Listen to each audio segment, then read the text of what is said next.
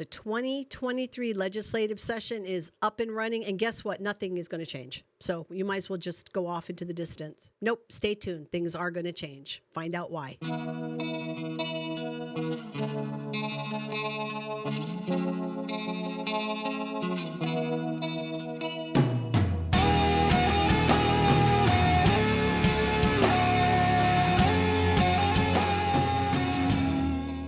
Jim Hochberg, welcome back to the Triple F podcast, Faith and Family First. I'm going to quote the current president as to what's going to happen with the 2023 legislature. They're going to put you all back in chains. Oh, Jim. No, I got to go now.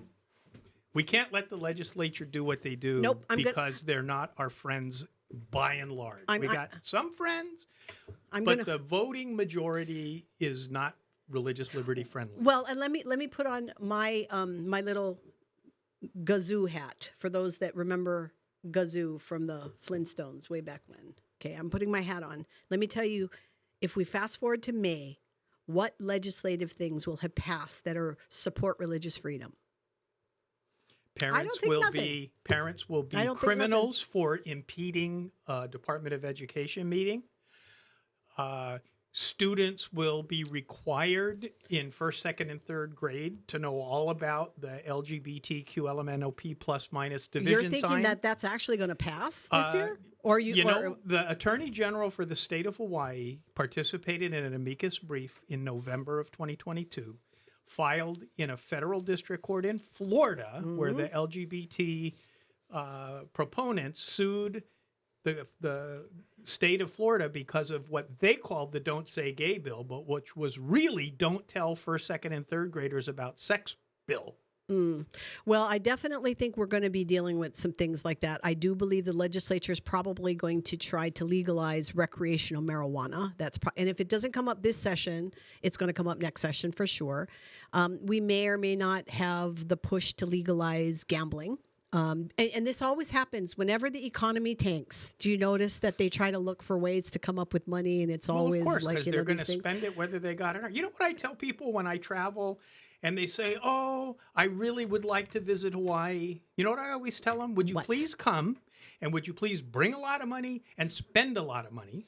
Because the legislature is going to spend the taxes, and if you don't pay them, I got to pay. Well, I'll tell you what, if you look at Grassroots Institute, they keep talking about how a lot of people are leaving Hawaii. Now, I don't think anybody's done a study to find out if it's because of the politics, but I know that the cost of living is hurting a lot of people, and that is an issue that they talk about. In fact, I have a personal close friend that is going to be moving to New York, but I don't allow that person to talk about it in front of me.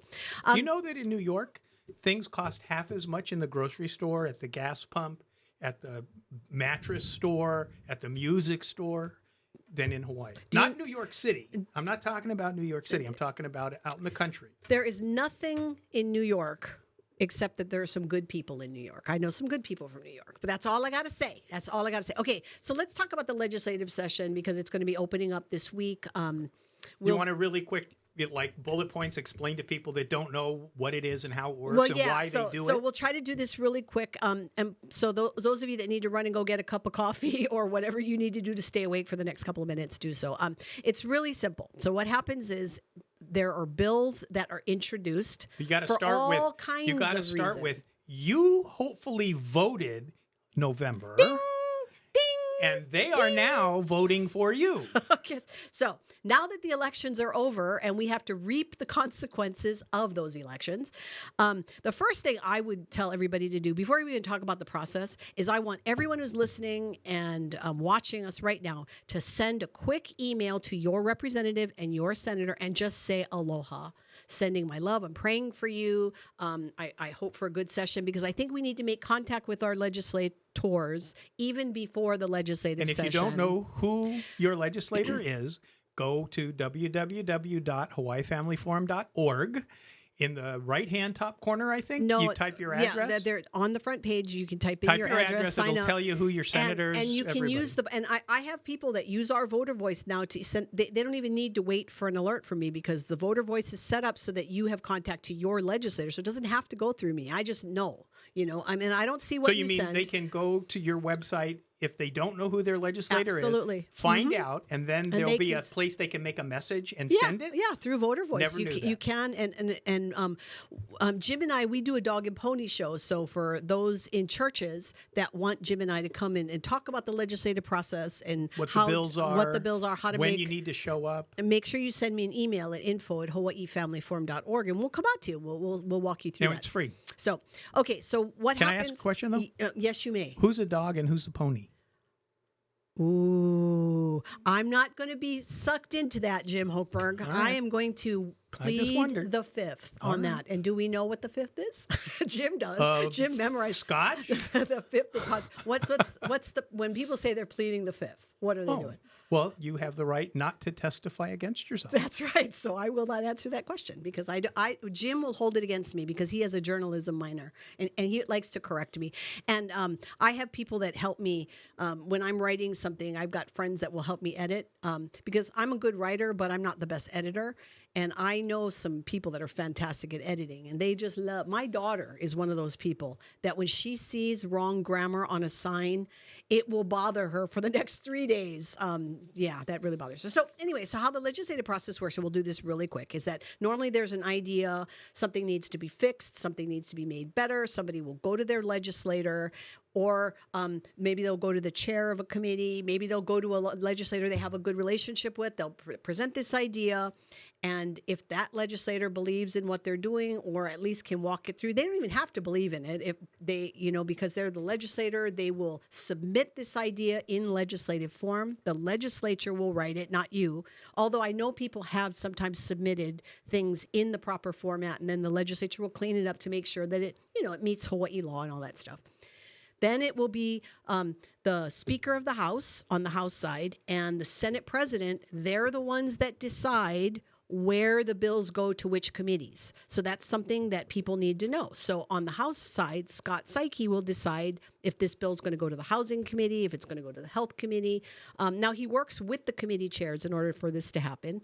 And we have had bills in the past that have bypassed committees that they should have gone to. You remember back in the days when Dennis Arakaki was the health chair?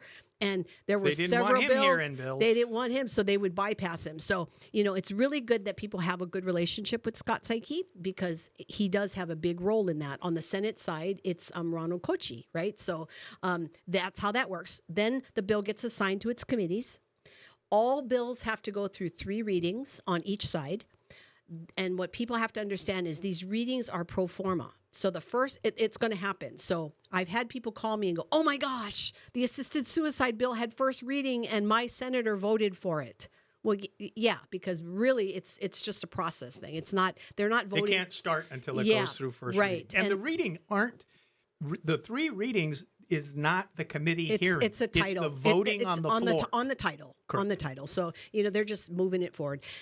It's between the first hearing and the second one where it's actually going into the committees, and that's where public input is encouraged. That's where people in Hawaii, they only have to give you 48 hours notice, right? So that's the other thing. People complain, well, Eva, you just told me yesterday that the bill's coming up for hearing in 2 days. That is not my fault, okay? Our legislature only has to provide 48 hours, and on some of the moral bills, they will only provide 48 hours because... And 48 hours isn't 49 hours, 47 hours. Yeah. It's not hours. No. What it is on the 2 days before, at whatever time they post it, 2 days later it can be heard. It's not 48 And this hours. is another reason people have to have a good relationship with their legislator. Your legislator may be the head of a chair, might be the chair of a committee. And sometimes if you have a good relationship with that legislator, even if you don't agree with them on a bill, they will give you a heads up if the bill is going to be scheduled. I can't tell you how many times that they'll say, you know what, the hearing notice is not out yet, but the bill is going to be heard on such and such day and such time. If you have blown your relationship with that chair, you have blown the opportunity to know these things. So again, it's why you and I always talk about having that good relationship. And just to give people an idea, I have, and these links will be available for those that are on YouTube. They can click on these links. On the House of Representatives, they've done their leadership and committee assignments. And so just to give you an idea on some of the big hearings that we will be at, we normally are sometimes we're before the Education Committee, and the chair of the Education Committee is Justin Woodson. Another committee we go before is Health. Della Albalati is the chair of that committee. On that, there's only one Republican on that committee, and that's Diamond Garcia. On another judiciary, judiciary is David Tarnas is the chair, and the Republican on that committee is Kanani Souza. Now that makes sense. Kanani Souza is a lawyer. Do not call us and ask us about her position on things, because she did not answer the Hawaii Family Forum, our survey that we did. So I don't know what she did. Human Services would be another one we'd probably go. John Mizuno is the chair, and the Republican on that committee is Diamond Garcia. So the reason I tell you who the chair is the one that decides if bills are going to be heard. So for instance, let's give an example. The bill that Diamond Garcia is going to put out to protect parents, guarantee you it's going to go to the Education Committee, which means that Justin Woodson and his vice chair, Lisa Martin, are going to decide if that bill should get a hearing or not. So even though Diamond is on that committee and he might push for it, they might say no. And now, so the question is, well, what if we get 5,000 people to call the office and demand that they hear it? Will they hear it? They might. It depends. And let's be clear about that. This is an individual personality thing. There are some legislators that if you do that to, they'll just dig their feet in the sand, and they will absolutely not hear it. But you can do it nicely. You can say, we really want to talk about this in your committee. This is important. If you say, if you don't hold a hearing on this, I'm going to vote you out, you ain't going to get a hearing. Right. And let's be honest that most of the time now, there are no hard and fast rules because everything is situational. But hard and fast, you could say that most of the time they're not going to hear a bill that's not going to pass. Once in a great while, they'll have a hearing. Like Josh Green, when he was the head of the health in the Senate, he would have assisted suicide hearings just because he wanted the community, and that was a true discussion. Yeah, and he would then kill it. Until he decided to run for lieutenant governor, and then he let it pass. But let's be fair about how open he was to having a true conversation, because we talked about this last week. Yeah, he would schedule that hearing, the assisted suicide hearing, by itself. Correct. And he would go for hours with no time limit, which meant people could go there, and if they wanted to give a 2-hour testimony, and most people didn't, but there were some, right? But what I liked about that is people really felt like they were going to be heard. Now, of course, people who wanted assisted suicide at that time were always mad that the bill died at the end of the day. So there are times where they will do that. But most of the time, if the bill doesn't get a hearing, it means that there are not the votes in the full House or full Senate to move it forward. So that's just something to keep in mind. Now, on the Senate side... Well, before you go to the Senate... Yes. What I want people to remember now, because the election's over, a couple of months, we're into the legislative session, when you are given the opportunity to testify, and they tell you you have 3 minutes, or 2 minutes, or 1 minute, or they even say, please don't read us your written testimony, just stand on it if you have nothing new to add... I want you at that very moment to put a note on your calendar for the election cycle that's coming in 2024. Never again vote for anybody running for the legislature that's willing to tell you you only have X number of seconds or minutes to say what they're... Here's what you do. You ask yourself, who's proposing this bill? Ain't me. Oh, it's the legislature. Okay, well... They work for me, and I have the right to come and tell them what I think about their proposal. And so quit voting for people unless they tell you they stand on the fact that they think you should be able to testify for as long as you want. Yeah, I would strongly recommend that for both the House and the Senate, for you, make sure that you know what committees your representative and your senator is on. I'm in Mililani Mauka, and my representative is Lauren Matsumoto. And Lauren is the minority leader. So I do feel like I can have a relationship with her, and I can go in and talk with her. And our relationship is pretty open. You know, we've had discussions about bills before. And unfortunately, not everybody's going to say that about their representative, but it's relationship building. We live in Hawaii. You should have a relationship with your representative and senator, and it doesn't have to be nasty. You can get mad at them, but you can do it in a way that's respectful, you know. And if you have that kind of relationship with them, they will listen to you, even if they disagree with you. Well, they may not listen, but they'll hear. Well, there's a difference. But it takes time. See, I have learned in my tenure, there have been legislators where in my early days, I didn't feel like, and I'm a nice person. I'm super nice. Like, I don't ever, there are very few people who have ever seen me mad. My daughters are the only ones that can say they have seen me mad. You got 2 dead dogs. Tell us about that. Oh, you did not go there. He went there. Oh, my word. But the point is that because we've done this for so long, I remember one particular hearing with one particular legislator who I felt like every time I would testify, I just felt like there was no respect. And this person had a very powerful role. And I was like, oh. So one day, a couple years ago, I called this legislator and I said, can I just come into your office and just chat, you know? And this legislator allowed me to do that. And I ended up spending an hour with this legislator, and we just kind of just shared our heart. And how that door opened was that particular legislator said something at a hearing one day that I thought was really good. And so after the hearing was over, I walked up to the table where this legislator was sitting at, and I said, I really appreciated that comment you made.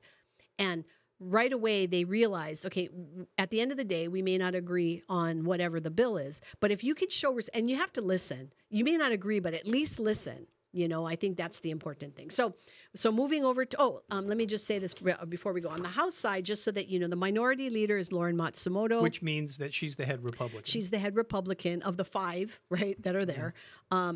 Because you voted. Bing, bing. Diamond Garcia is the minority floor leader. Minority whip is Kanani Souza. Minority policy leader is Jean Ward. David Alcos is the assistant minority leader, and Elijah Pirok is the assistant minority leader. The speaker is Scott Psyche. Vice speaker is Gregor Ilagan. My majority leader is Nadine Nakamura. Majority floor leader, Dee Morikawa. Majority whip, Scott Matayoshi. Majority whip, Amy Peruso. Majority whip, Craig Takayama. And majority whip, Chris Todd. So I think that's... Della Bellotti used to be the majority leader, so now it's Nadine Nakamura. So it's like build relationship. If that's your representatives, people build relationship. So moving on to the Senate side, the Senate president is Ron Kochi. So those on and he has been for a very long time. He's been for and he's a Christian, and he's from Kauai. He's from Kauai. So I mean, I think that the people on Kauai really should give him a shout out and support him as much as they can. Since we're on the radio on Kauai, do it. Yeah, call him up and just tell him you're praying for him. You know, I think that makes a big difference. The majority, the vice president is Michelle Kidani. That's Mililani.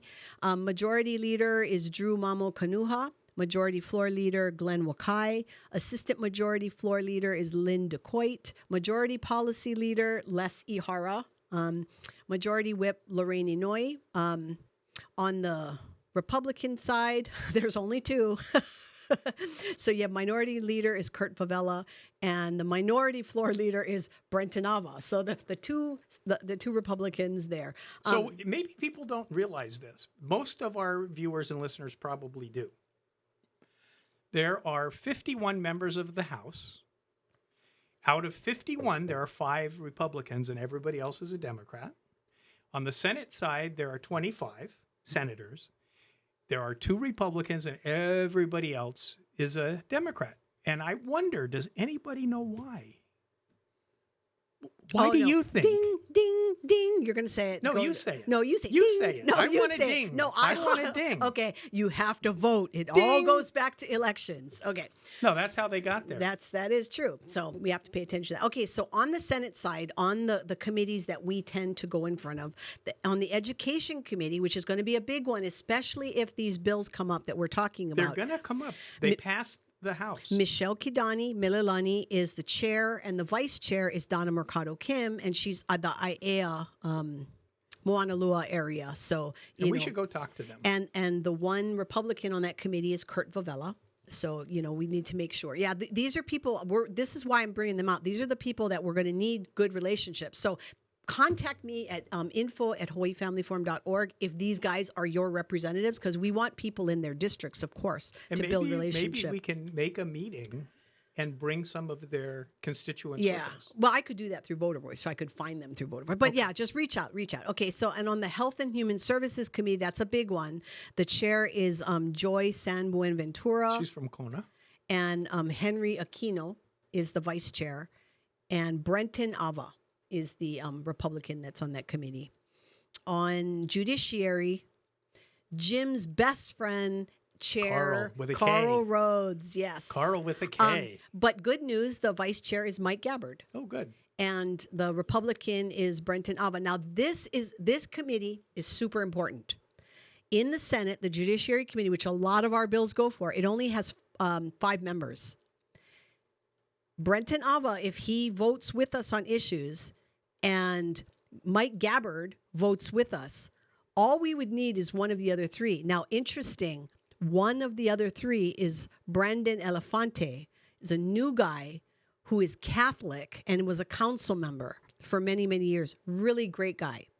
I know him. So I can't say that he'll change his vote on things, but this is how important it is that relationships are. That's the point that I want to make. The Ways and Means Committee, which is there, that's where finances go for in the Senate. Donovan Dela Cruz is the chair. That's Mililani Wahiawa area.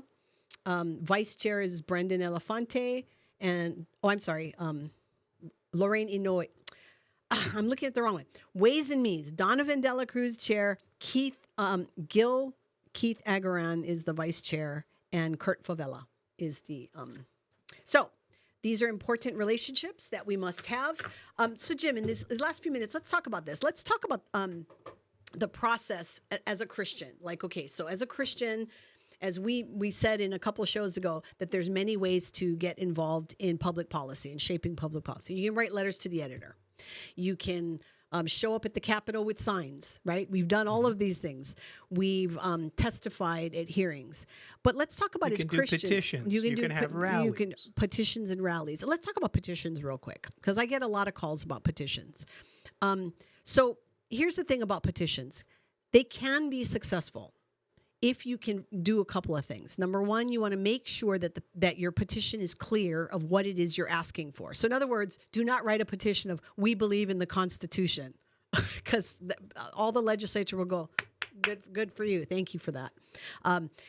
If I say to try to be positive, so like a petition we did on assisted suicide, what we said is, we oppose assisted suicide, but we support access to hospice and better palliative care. So it was very clear what people were signing.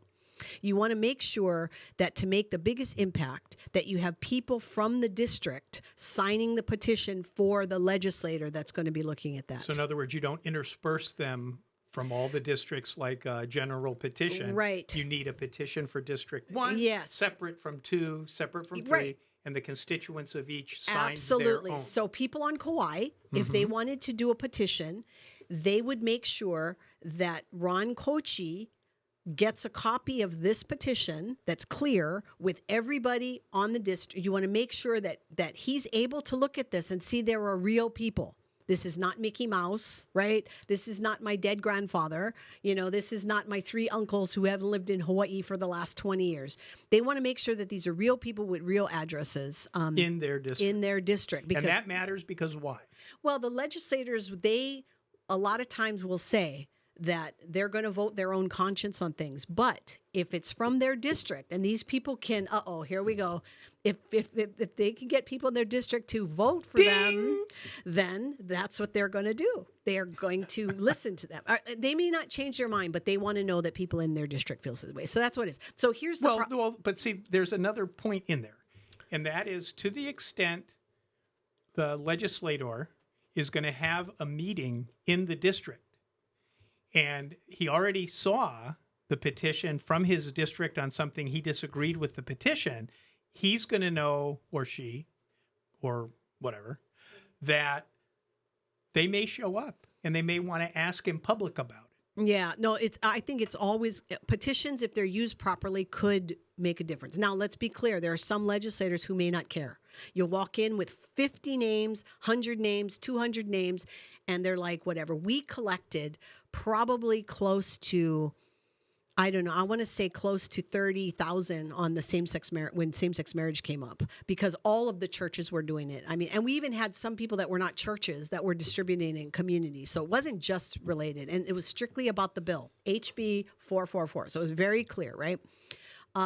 We delivered these in boxes at one of the hearings, and we told them how many, because we counted them. We knew how much was there. Anybody that was at the hearings knows you mean in the basement, that yes, big auditorium where people and, spoke for 3, 4, yes, 5 days. And we must have had about 5 or 6 boxes full of these petitions. And several weeks later, we were in the auditorium on a different issue, and I saw the boxes were still there.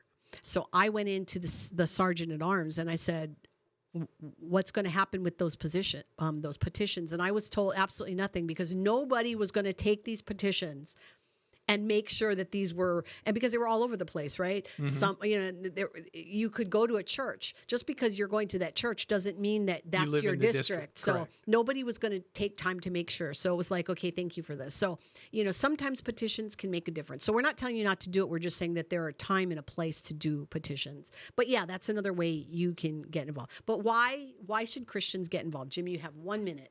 Okay, so there are things that came over from last year at the legislature. They want to make it a crime for somebody, mostly parents or grandparents or aunties or uncles, if they go to a education department meeting of any kind, board meeting, parent-teacher conference, whatever, any kind of education meeting, and quote-unquote impede the progress of the meeting, which basically means you don't shut up when they tell you to. Mm-hmm. Doesn't mean you've threatened anybody, nothing. All of the other things in the bill are already crimes. If you threaten people, if you assault people, if you hit people, if you those things are already crimes. They don't need a bill for those things. The only new thing in the bill was impede the progress of the meeting.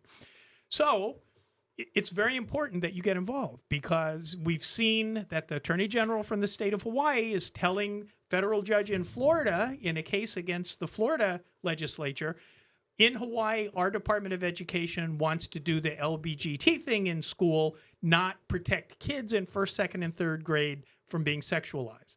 You need to get involved. So what is the easiest way to lose your rights? Do nothing. Just don't do anything. Just be silent. Don't ever get involved, and somebody else make your rules for you. That's the easiest way to lose your rights. Make sure you like, share, subscribe, and comment.